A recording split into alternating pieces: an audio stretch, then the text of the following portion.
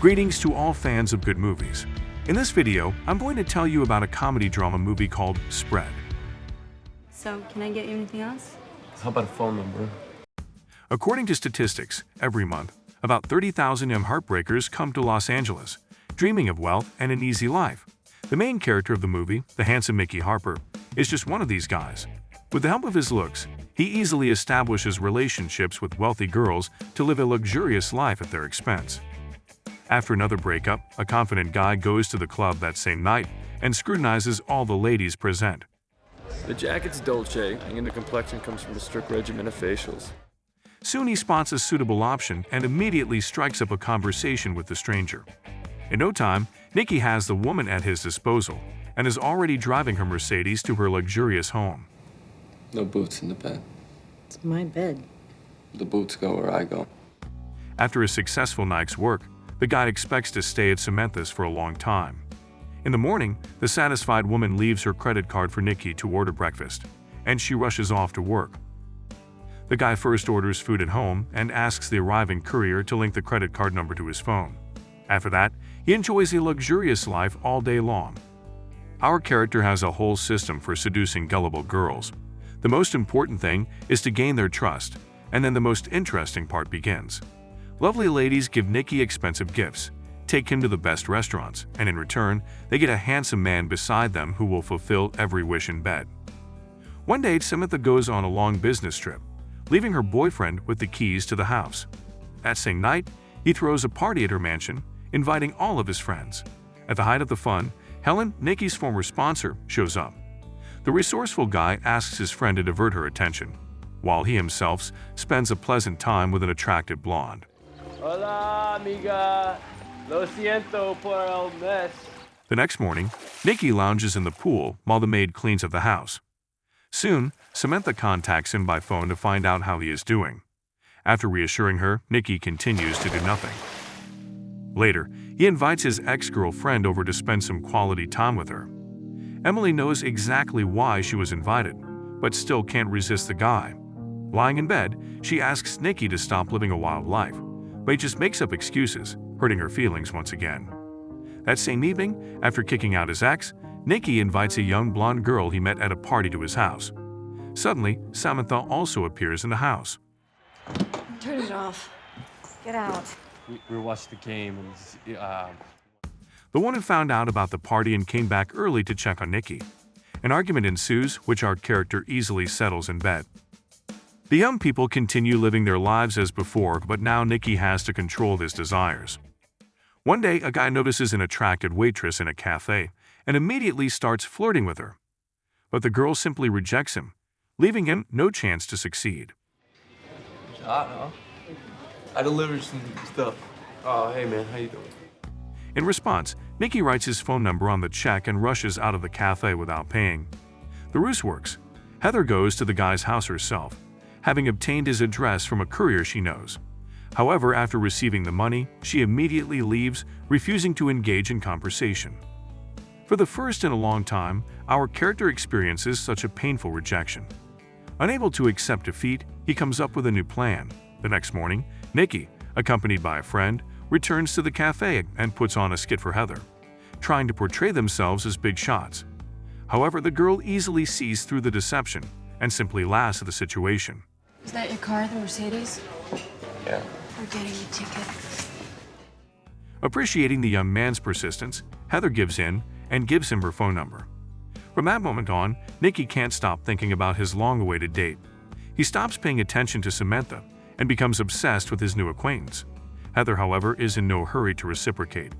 She is different from all the other girls our character has ever met, and that is what attracts him. Finally, the beauty calls him back and arranges to meet him at a restaurant. During dinner, the girl's phone rings, and she immediately interrupts the rendezvous, which has not yet had time to begin. Hey, where are you going? Will you call me? Are you kidding me? The next morning, Samantha wakes up the guy, asking him to take her to the hospital without any explanation. Taking advantage of the moment, Nikki immediately goes to the cafe to see Heather. However, the girl is not at work. The waiter informs him that she was recently dismissed. In the evening, Heather shows up at the guy's house and starts swimming in the pool, seducing him as if nothing had happened. When asked about the last missed date, the girl explains that she had to come and help her sick brother, but she didn't admit it earlier because she was afraid of spoiling everything. Believing this story, Nikki starts to comfort the poor girl, and now they are already in the same bed together. Upon waking up in the morning, the guy takes the keys to her car to clear the driveway in front of the house. Inside the car, he notices partially smoked cigars belonging to a man, which immediately raises suspicions about the girl's true occupation. Wake up. Fuck that shit and go. After exchanging some harsh words, Nikki kicks the imposter out of the door. Later, the guy arrives at the hospital to see Samantha. He learns from the doctor that the woman has undergone rejuvenation surgery, and that any penetration is forbidden for the next 5 days. This news finally upsets our character. In the evening, he attends a party and has a good time with the first woman he comes across. When the guy returns home in the morning, he doesn't even bother to explain himself to Samantha. A fight ensues, which the woman can't tolerate, and she finally expresses her true feelings about Nikki. And you're not smart. I hope you understand that. You're nothing but 6 inches. And a pretty face. It's 7.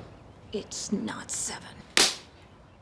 Despite the betrayal, Samantha doesn't want to break up with her lover, but Nikki silently grabs a backpack full of his belongings and intends to leave. At that moment, his phone rings. In anger, Samantha snatches it from his hands and throws it into the pool. Say goodbye to the little kiss. First, Nikki visits a friend, but Harry is not at home. Then the guy dries his wet clothes on the fence and goes to his ex-girlfriend's place. It turns out that Emily doesn't live alone, and after their last encounter, she is finally disappointed in the womanizer. After another failure, Nikki decides to go to the club, but he is denied entrance once again. The club has run out of available seats. All night long, the guy wanders through the city streets, and in the morning, he goes to his friend's place. During their conversation, the guys get into a fight, and Harry throws our hero out of the door, along with all his belongings. I got nowhere to go, man. I'm sure you're gonna figure it out. In a desperate situation, Nikki goes to a thrift store and gives away all the valuable things that used to come so easily to him. With the proceeds, he rents a room in a cheap hotel and, for the first in a long time, decides to call his mother. However, the woman hangs up when she realizes that her son has only called to ask for money. The next day, the guy gathers himself and goes hunting again. In the swimming pool of an expensive hotel, he notices a wealthy middle-aged woman and immediately starts to seduce her. Heather happens to be nearby and watches the scene. Left alone, Nikki apologizes to the girl and tells her about his difficult situation. Going up to my suite. Are you coming? I'll buy him a sandwich. Heather takes pity on our character and offers him shelter on her couch. She also treats him to a nice dinner, courtesy of one of her suitors. After dinner, the two of them go to a party, where they combine their efforts to charm a very wealthy man. Initially, the young people try to hide their attraction to each other to avoid complications in their activities, but over time, Nikki makes the first move, and they become a genuine couple. In this relationship, they find themselves being honest with each other for the first time. They no longer have to pretend or deceive for personal gain. The couple simply lives and enjoys each other's company. This continues until the girl receives a letter from one of her former suitors proposing marriage. When Nikki finds out, they get into a fight, and he leaves home. Sitting in a cafe, the guy notices a pretty stranger, but still does not approach her. After he calms down, he decides to return to Heather. Unfortunately, by the time he returns, Heather has already left. However, she left a note saying that she was moving to New York and that Nikki could stay in the house. From that point on, Heather stops answering her phone and Nikki starts contemplating how to fix things. The guy decides to seek the opinion of his neighbor. During their conversation, he notices the wedding letter with the return address. Eva advises our character to act before it's too late. She also gives him one of her rings as a gift for Heather. Later, they both go to Harry's house. He helps Nikki buy a plane ticket to New York. I don't know how to thank you for this, Dude, man. okay, you're late, all right? Okay. Good luck. Okay. Go get her. After flying to the city, Nikki arrives at the address and finds himself in a luxurious apartment where Heather happens to be home alone. At the door, the guy apologizes and asks the girl to come home with him, believing that a life based on deceit won't bring her happiness. In this scene, we see the real Nikki, revealing his inner romantic nature. He proposes marriage to his beloved and holds out an engagement ring.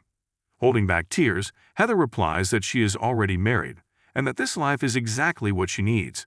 Just then, her husband appears in the apartment. Honey, do you have a 5 for the grocery boy? Thanks, man. What? At the end of the movie, we see our character working in a delivery service. He delivers food to Samantha's house, where her new young admirer takes the packages from him at the doorstep. Samantha signs the check, and the former lovers wish each other good luck in their new lives. Statistically, about 30,000 young heartbreakers come to Los Angeles every month, dreaming of riches and an easy life, and an equal number fly home every month. But guess what? The main characters still manage to stay in this city. Thanks to everyone who watched it to the end. Share your opinion about this movie in the comments below.